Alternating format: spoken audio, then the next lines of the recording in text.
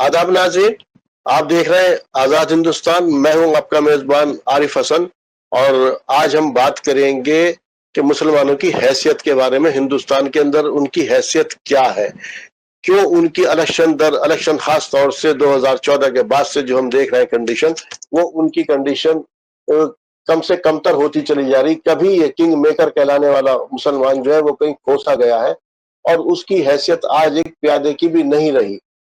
तो इस पर हम बात करेंगे कि मुसलमान यहाँ पर जब आए थे हिंदुस्तान में किस हैसियत से दाखिल हुए थे, बतौर हुक्मरान दाखिल हुए थे, फिर यहाँ पर महकूम हुए और गुलामी में रहे।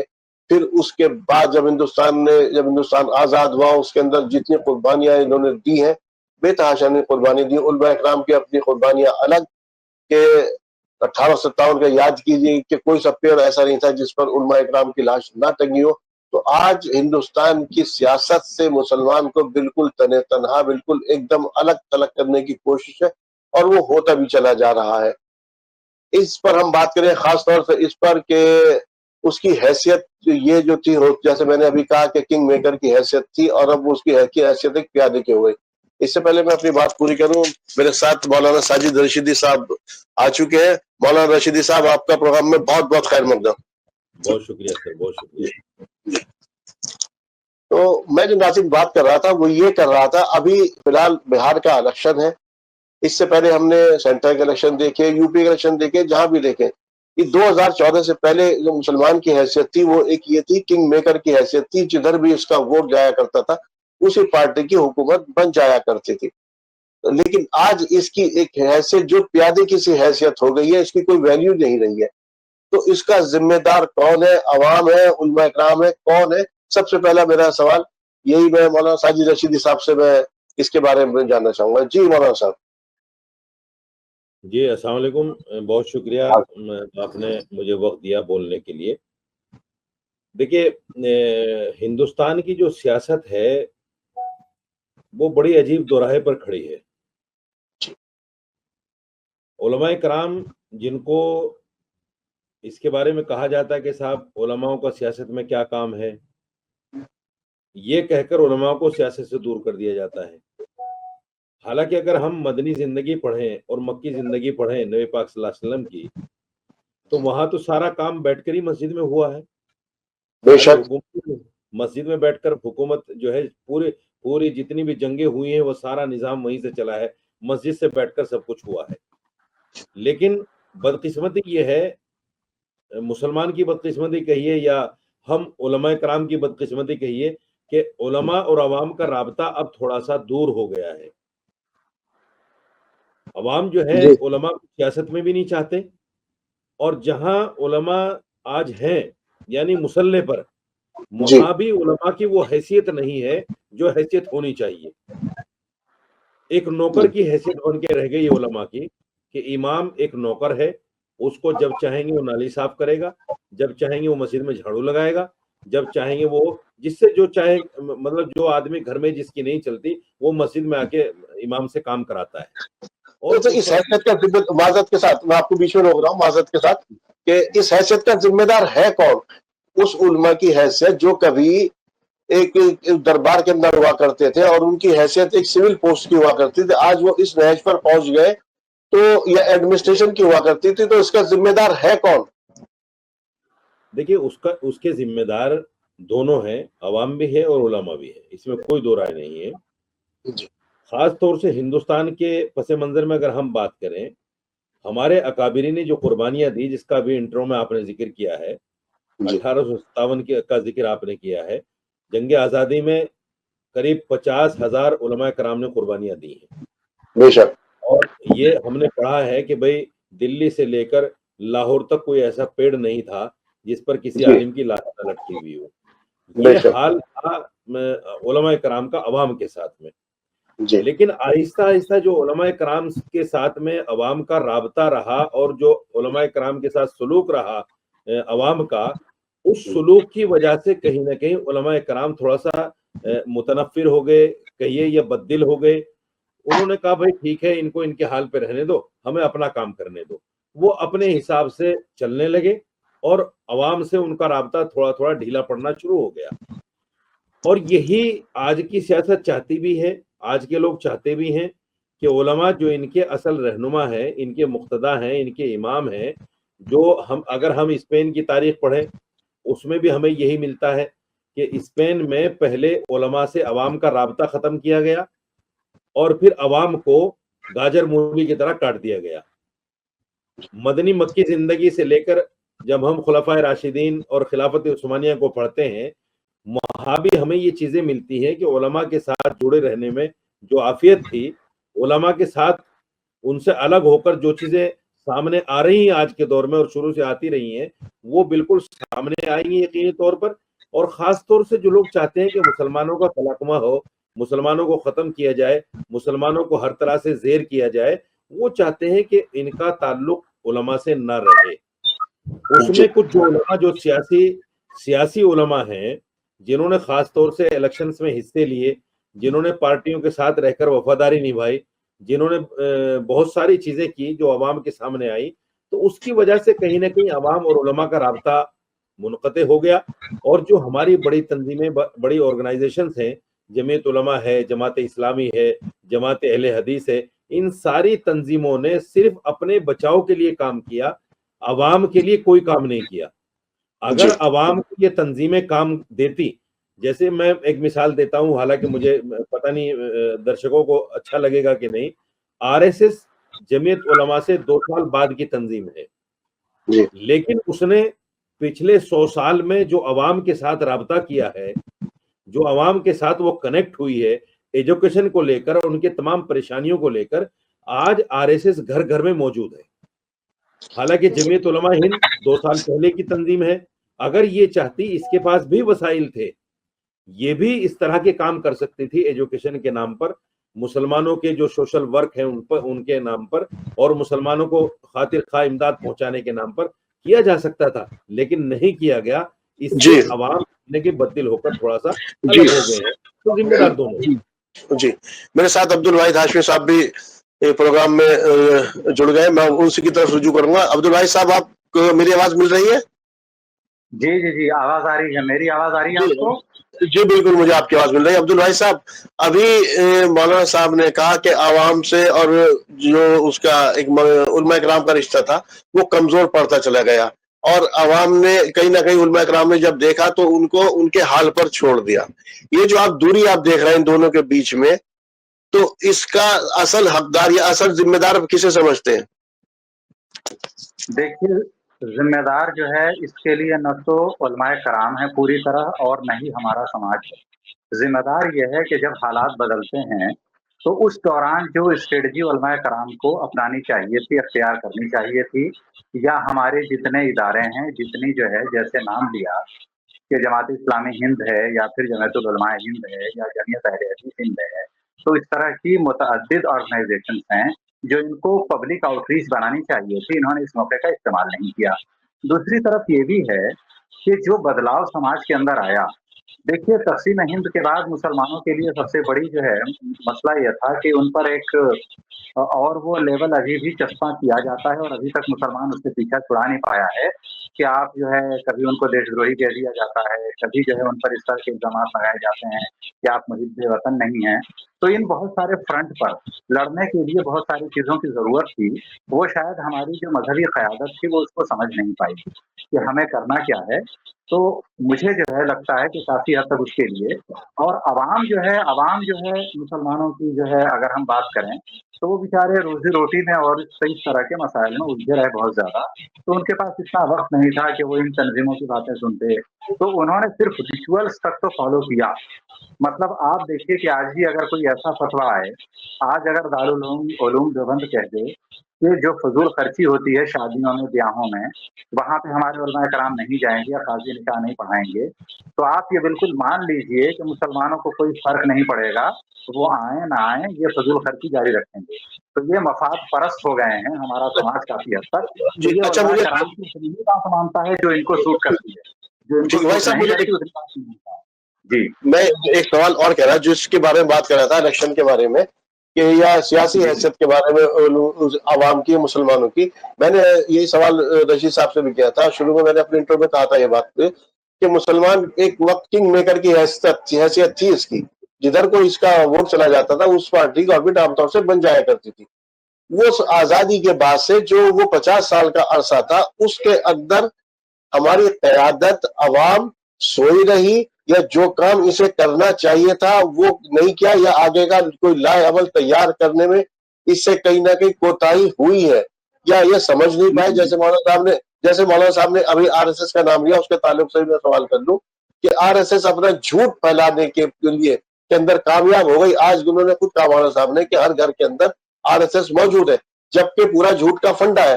ہم سچ بھی نہیں پھیلا پائے, اور یا ہم سوئے رہے, کہاں کوتاہی ہوئی؟ جی کوتاہی جو ہے اصل وہی ہے, جیسا میں نے بولا کہ جب آپ حالات کے مطابق اپنے آپ کو نہیں ڈالتے, یا حالات کے اندر جو چینجز آ رہے ہیں جب ان کو آپ جو ہے سمجھ نہیں پاتے, تو صورتحال یہی ہوتی ہے.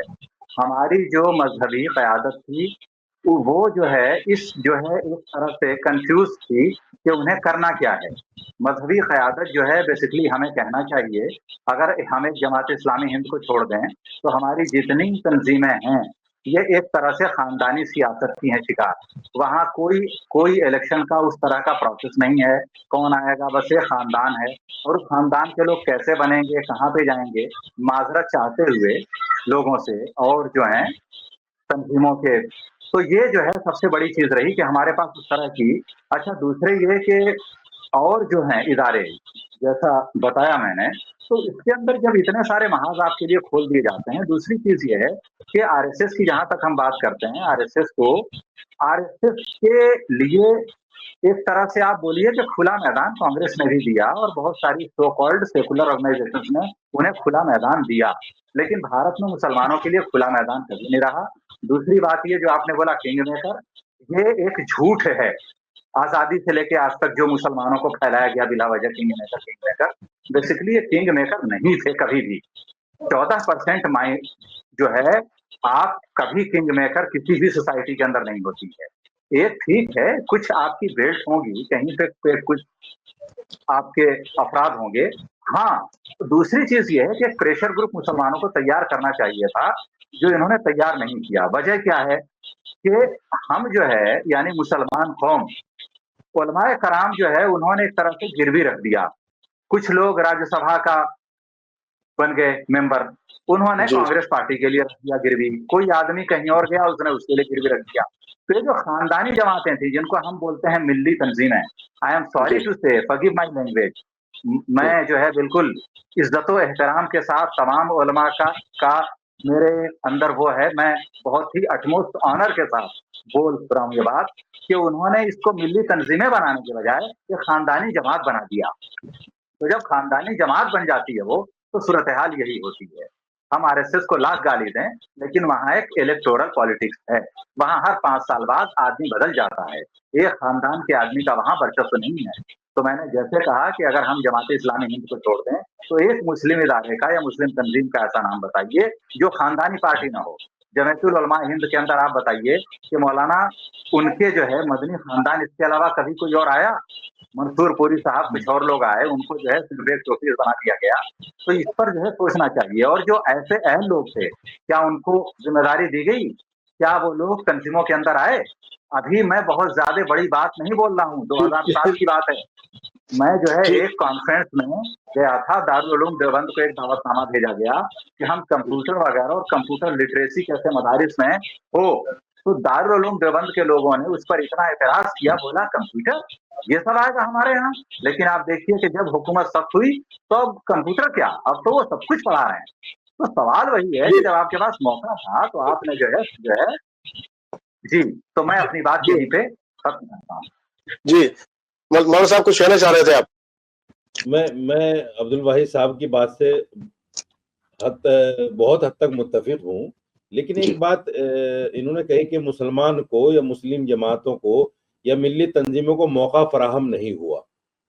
دیکھیے معاف کیجئے گا, 65 سال کا عرصہ جو معمولی عرصہ نہیں ہے. 65 سال جس طرح سے ہماری ملی تنظیموں کو کھلا میدان ملا ہے, اور ہر سال ہم رام لیلا میدان بھرتے تھے, 10 لاکھ آدمی اکٹھا ہوتا تھا ہر سال رام لیلا میدان میں.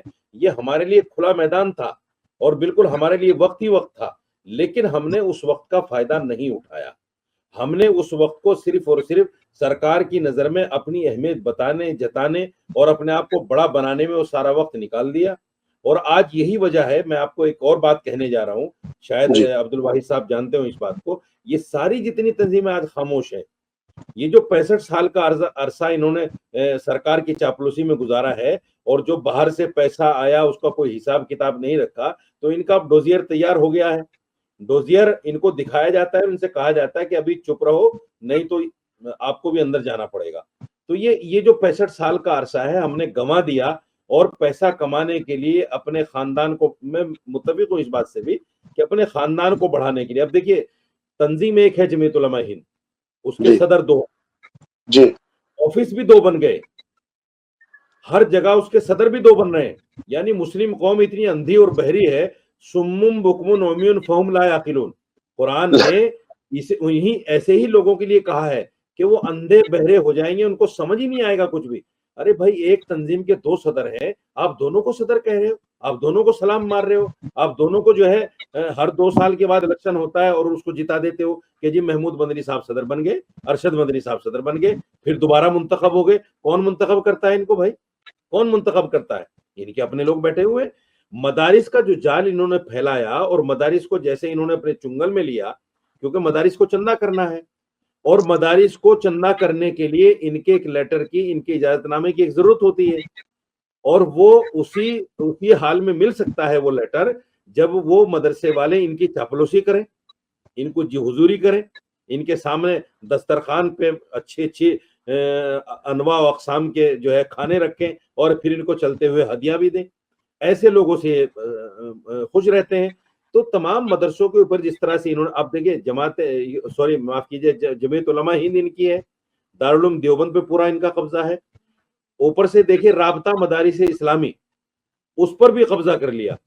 یعنی سارا کچھ, اب پورے ہندوستان میں مدنی خاندان کے علاوہ کوئی عالم بچا ہی نہیں جو دارالعلوم کو چلا سکے, یا جمعیت علماء کو چلا سکے, یا رابطہ مدارس اسلامیہ کو چلا سکے.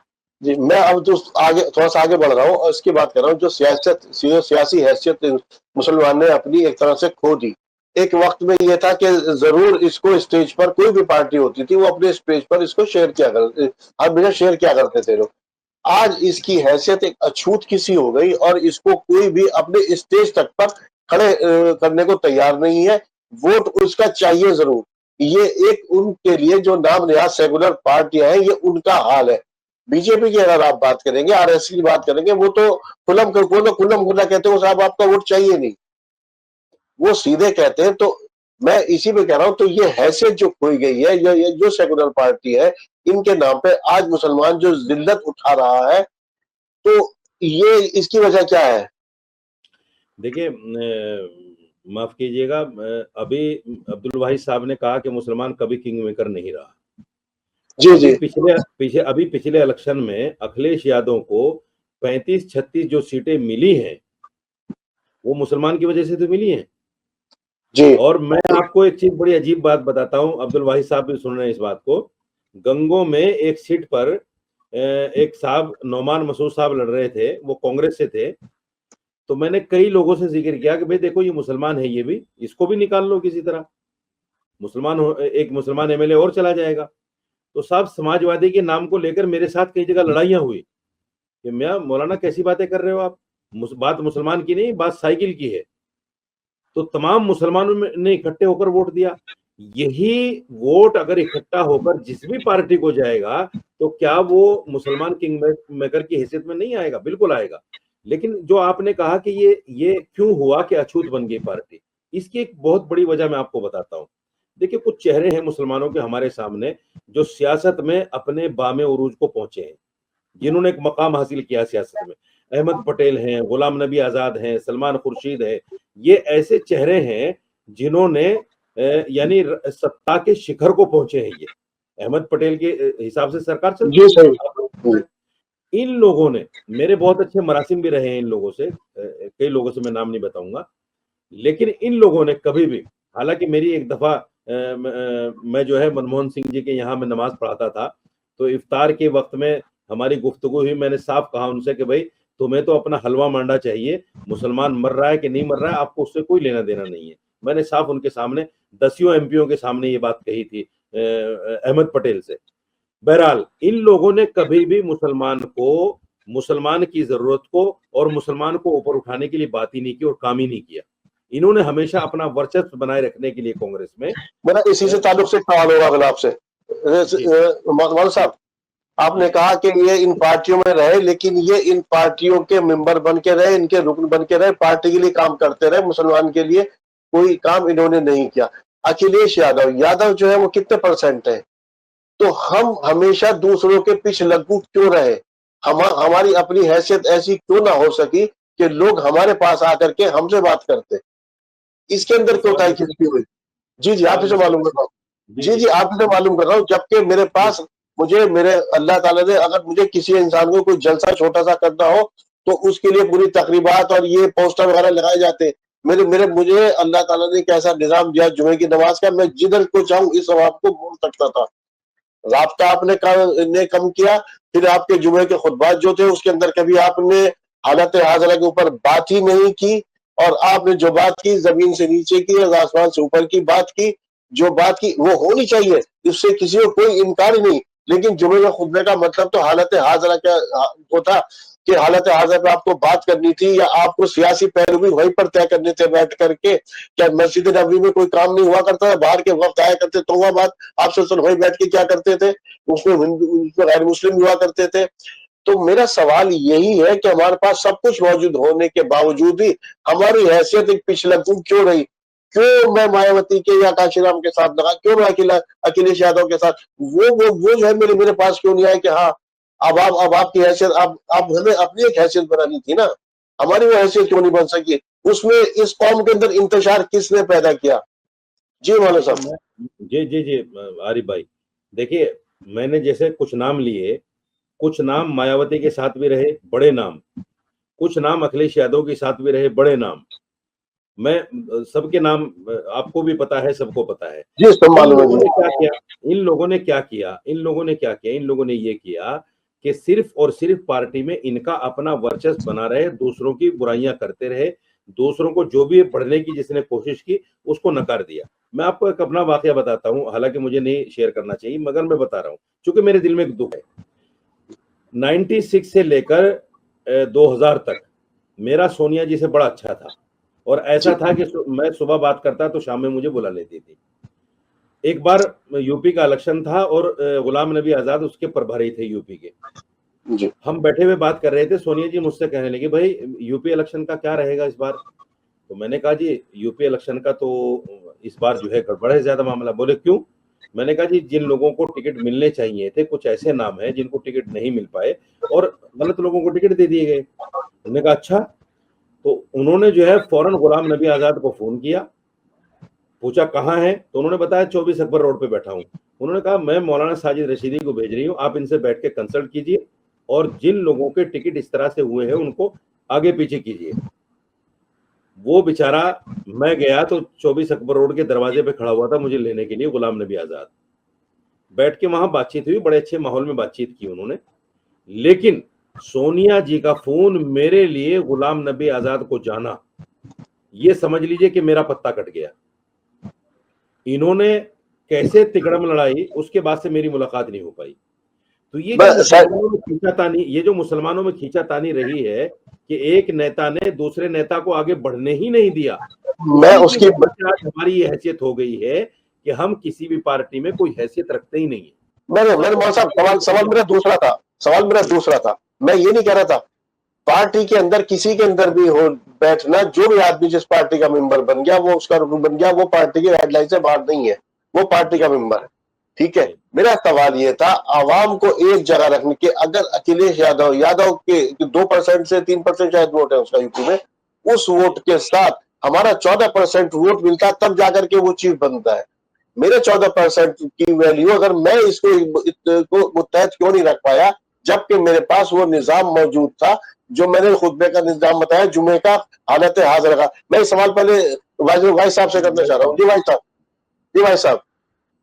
دیکھیے ایسا ہے کہ جیسے مولانا رشیدی صاحب نے بولا تو میں بہت ساری باتوں پہ بالکل ایگری کرتا ہوں ان سے. انہوں نے جو باتیں بولی ہیں بہت ہی جو ہے ایک جہاں دیدہ شخصیت ہیں وہ, اور انہوں نے بہت زیادہ زندگی دیکھی ہے, دنیا دیکھی ہے, اور آپ نے زیادہ مشاہدہ کیا ہے سیاسی صورتحال کا.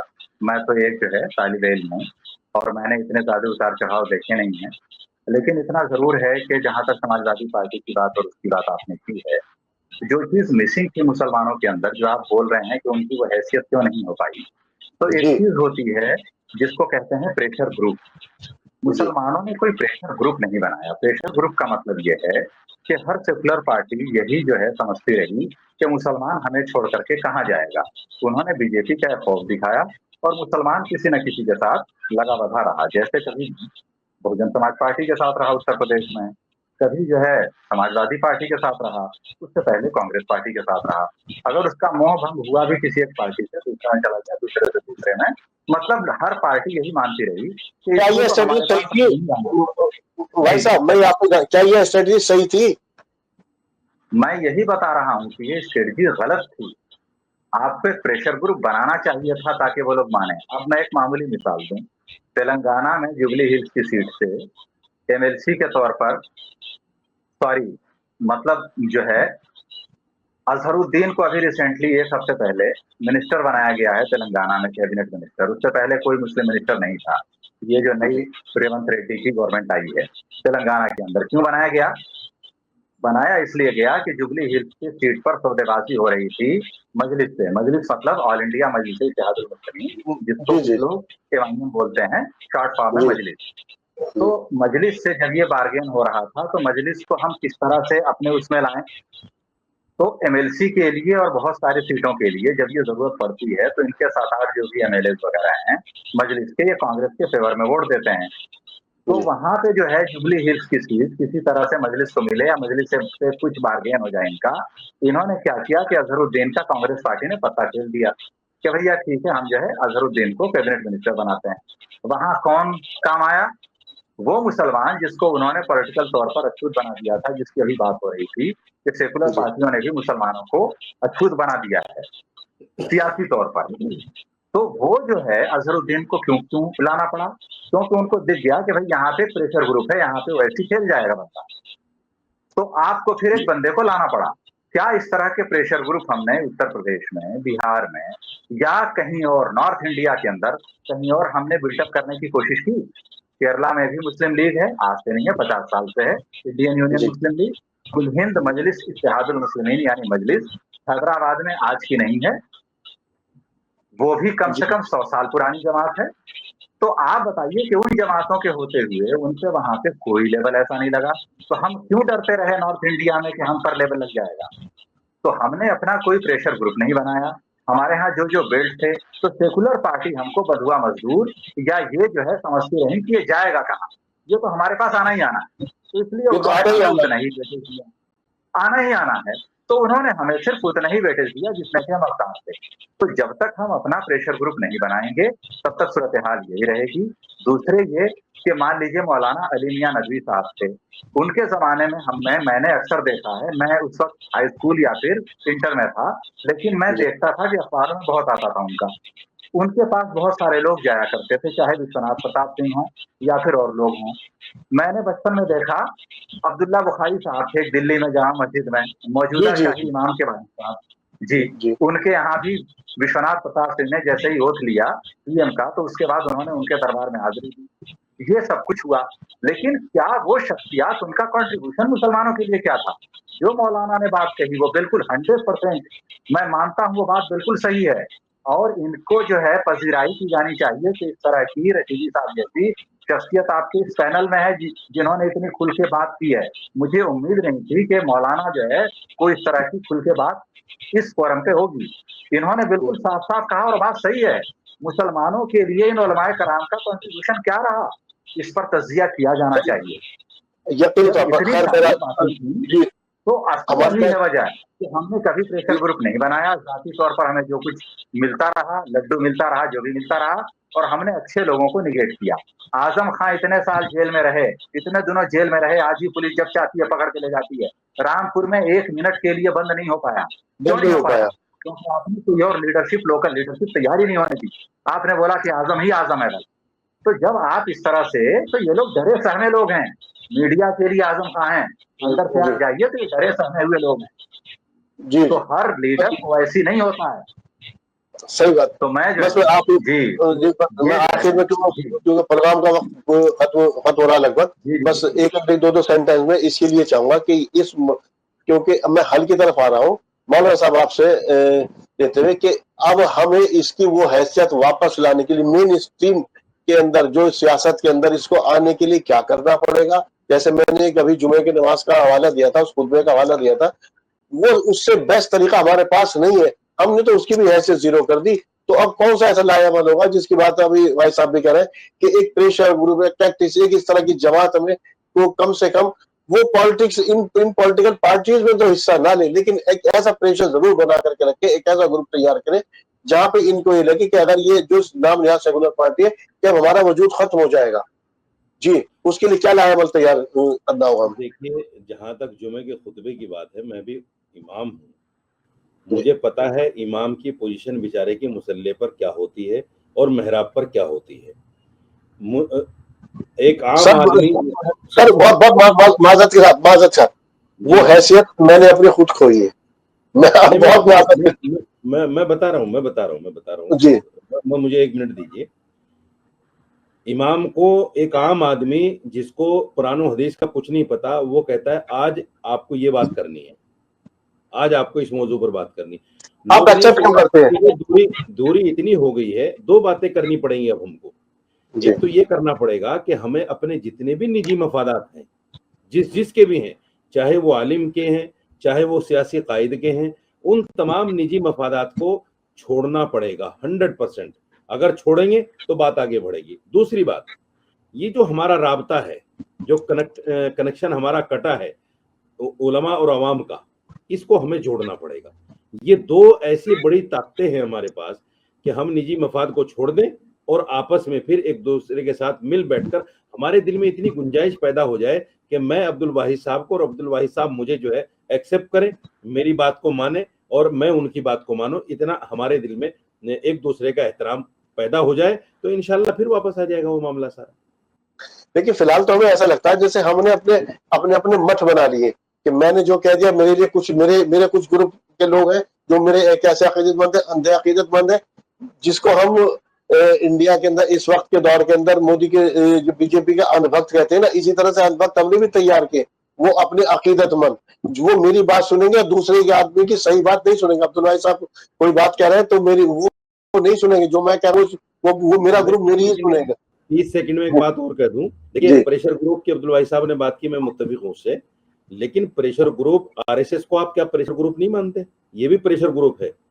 उसके अल्टरनेट हमारे पास जमीयत एक प्रेशर ग्रुप था, जमात इस्लामी एक प्रेशर ग्रुप था, जमात अहले हदीस एक प्रेशर ग्रुप था, अली मियां नदवी साहब हमारे पास प्रेशर ग्रुप था।